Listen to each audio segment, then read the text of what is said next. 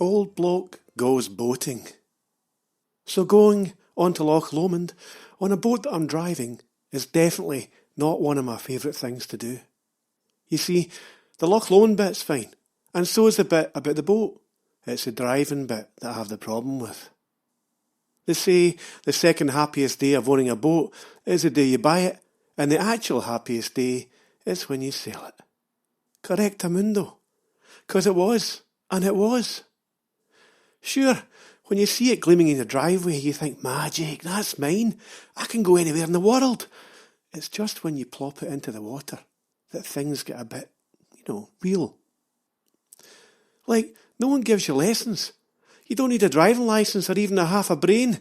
You're just supposed to know how to start it, steer it, anchor it, bail it out, and most importantly, stop it. So what do?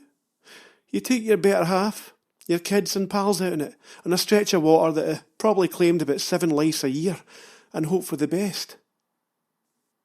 Yes, wear life jackets, fuel, a phone, and even a boat hook. Well, when I say a boat hook, I actually mean one of those paint roller poles. But it did the job. Every trip in that boat was a stressful, anxious, worrying time that left my nerves in tatters and my family pretty reluctant to step aboard or even speak to me ever again. You see, we went for our slightly cheaper mooring. That's the place where you pay to park your boat, and ours was about 100 yards from the shore. So we had to row out on a leaky dinghy and then try to dock with the mothership, get everyone aboard without falling in and stuff. This was just bearable in good weather, but if the wind got up... Jinx, there was one time, let me think. "Dad," says my youngest lad, "can I row us out?" "No," I reply, looking at the waves on the stretch of the loch between us and our wee Shetland boat out in the bay. "We only have one paddle, and there's a gale blowing." This is the point where I should have said, "Let's forget it and go to the pictures instead." I must have been, now what's the technical term? Oh aye, off my head. So after about 20 minutes of being blown all over the bay, we reach the mothership and hook on with my trusty paint pole.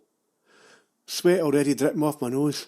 I get the 2 youngest aboard and watch as my better half almost does the splits. "Pull the rope tighter," she wails. I reply, "It's the wind." You see, she's already had a duking before now and doesn't fancy the cold 10-foot plunge to the bottom of the bay again. All aboard, I scramble to the bow of the boat. That's the front bit, and stretch over the edge to unhook us from the buoy. It's then that I remember I haven't started the engine, so we're now drifting towards the rocks. Panic ensues as I try to get the engine going before the hull is breached. Then there's a putter and we're off, reversing like mad to get away from the razor rocks, but now heading towards a 20 grand bayliner with no obvious way of stopping. I slam into forward and somehow manage to push us away from the oncoming boat with my roller pole. "Are you all right, Dad?" asks my daughter. "Yes," I reply, a few octaves higher than usual. "Now look," I say, nervously steering us out through the only 10-foot wide channel there is out of the bay. "This," I hold up the one remaining wooden paddle, "is our only way back to dry land. It's windy, and you need to make sure that no harm comes to this, okay?"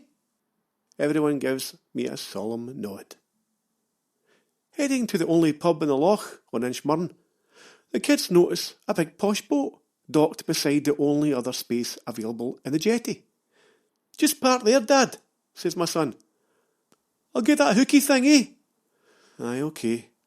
So I tentatively putter in, stopping to reset my direction every now and again.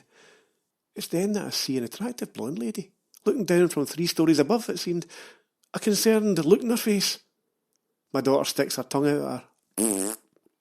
And I wonder if she's maybe that Wonder Bra lady. Maybe she is. As I eventually tie up on the 19th attempt, I decide it is her. £1 million cruiser on one side, and about 50 very amused pub customers on the other. We do the walk of shame along the jetty to sniggers and raised eyebrows.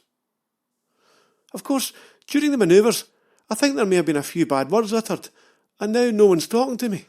So I think about heading to the bar, as my now estranged family are heading to the beach. It looks quite nice, so I follow them instead. But the wind's getting up. Kids, I yell, stay on the beach while I cook some burgers, eh? We don't want your minging burgers, they chant. Well, it's that or nothing, I bark back. It's then, halfway through the burger's been burnt, that I hear the crack. It's a kind of woody crack, you know, like something wooden splitting.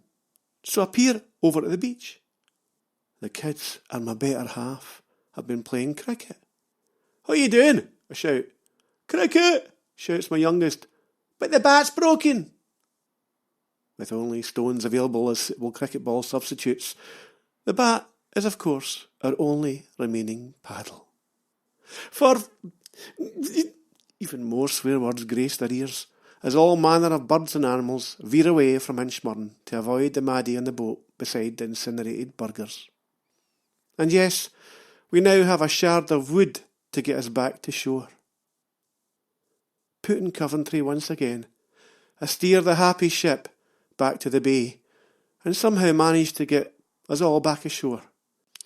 It's then that they all vow that they will never sail with me ever again. So, I looked down at our wee boat for what was the last time, and said farewell. Oh well. Remember, Old Bloke Goes Running, the book, is available on paperback from Waterstones and other shops, I'm sure, and the wee shop in the Vale, the Loch Lomond Craft Centre. And it's available on Amazon and other places. It's available on Kindle, and as an audiobook you can download from Audible or from the Amazon site itself. If you want a signed copy, fire a wee email to me at paulmurdoch1@gmail.com, or go onto the website and you'll get contact details there.